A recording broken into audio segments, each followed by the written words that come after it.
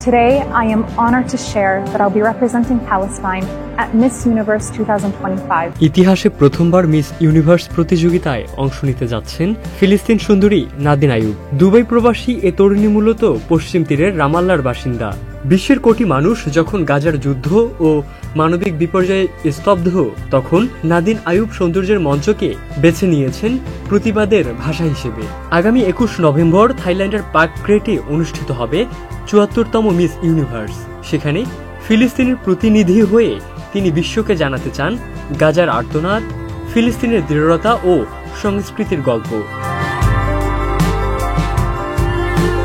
২০২২ সালে মিস ফিলিস্তিন নির্বাচিত হওয়ার পর তিনি মিস আর্থ প্রতিযোগিতায় শীর্ষ ৫-এ জায়গা করে নেন। সেই বছরই তিনি ওয়াটার কুইন খেতাব অর্জন করেন।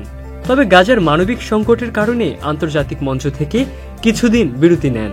এলএমই সার্টিফাইড বিশ্বসেরা কপারে তৈরি ওয়ালটন কেবলস, যা আপনার স্থাপনাকে রাখবে সব সময় নিরাপদ। সম্প্রতি সামাজিক যোগাযোগ মাধ্যমে দেয়া বার্তায় নাদিন লিখেছেন, মিস ইউনিভার্সে অংশগ্রহণ আমার কাছে এক যুদ্ধ মিশনের মতো।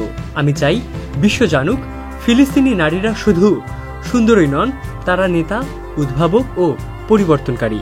নিজের আপলোড করা ছবিতে তিনি পরেছিলেন ফিলিস্তিনি ডিজাইনার দ্বারা তৈরি করা একটি ঐতিহ্যবাহী পোশাক। It's a platform to speak up for the people of Palestine, especially our women and children. সাহিত্য ও মনোবিজ্ঞান নিয়ে পড়াশোনা করা নাদিন বর্তমানে একজন সার্টিফাইড হেলথ ও নিউট্রিশন কোচ। পাশাপাশি সাইদাত ফিলিস্তিন প্ল্যাটফর্মের মাধ্যমে নারীর ক্ষমতায়ন, পরিবেশ সচেতনতা ও ডিজিটাল প্রশিক্ষণে কাজ করছেন তিনি। তার আশা এই মঞ্চ ফিলিস্তিনি নারীদের দৃঢ়তা ও নেতৃত্বকে সামনে নিয়ে আসবে। ইবনে সাইদ অঙ্কুর, চ্যানেল আই।